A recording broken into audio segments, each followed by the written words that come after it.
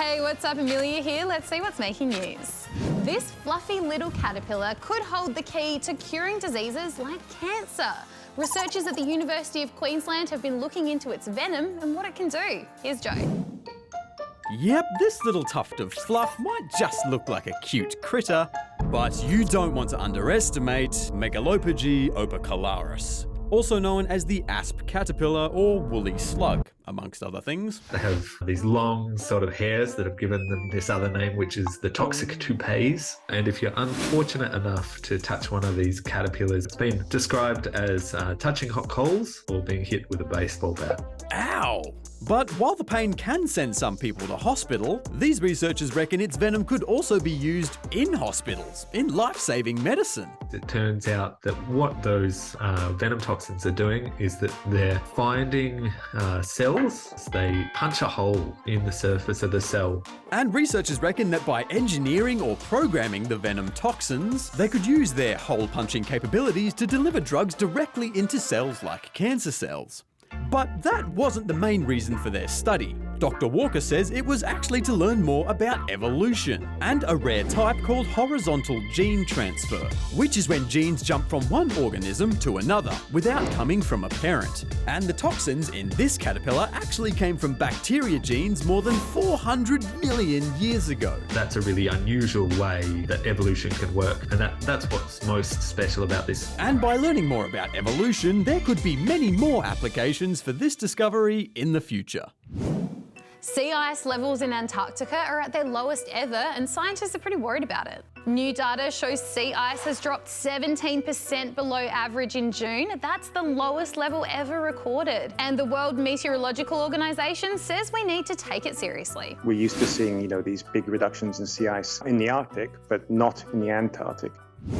The UK has just held a very slimy, slow and hotly contested race. Here's Liba with all the latest in the world of shelled gastropods.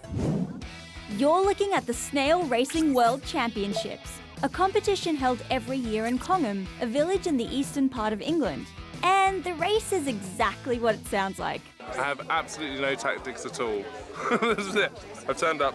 I have now adopted these snails for my children, but we're just going to cheer as loud as possible and hope Turbo or Sea Slug get the win. It all takes place on top of a round table that's constantly watered to keep the snails comfortable. The rules are simple. The first snail to the outer circle wins. Ready, steady, slow. Come on! Got some encouragement! Come on, Turbo! They're a bit slow, aren't they? I guess the hot and humid conditions made them a bit sluggish this year. But Evie and her trainer Letty were clear winners. Evie! Evie! Yeah! Evie's trainer, congratulations!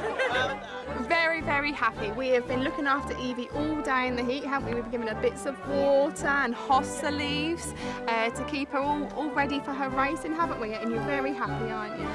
Nice work, team. We all know that Goldilocks liked her porridge just right, but maybe the other members of the bear family had the right idea. It's time for Too Hot and Too Cold. This is too empty. Okay, this is maybe too hot, like 800 to 1200 degrees too hot. This volcano just erupted in Iceland, 30 k's from the capital, Reykjavik, spewing boiling lava and huge smoke clouds. It's the third eruption in this area in 2 years, but before that, the volcanoes here had been dormant for 800 years. It's hot and spicy in Europe right now, where heaps of countries are sweltering through a heat wave or two, with some temperatures up into the 40s. Just thank God for the sunshade. But it's too hot to walk, really. It's 5 minutes, we need to stop. In Rome, people were lining up at fountains just to get a splash of water. We're from Singapore, so the heat is like something that we're kind of used to, but this is kind of insane. And if you don't like the heat, get out of the kitchen and over to Johannesburg. It's the first time it snowed in the South African city in more than 10 years, and people are loving it. It's a good thing, even though it's very, very cold. It's not normal. It feels amazing. Do things we used to see in cartoons, making snow angels and whatnot. Bye.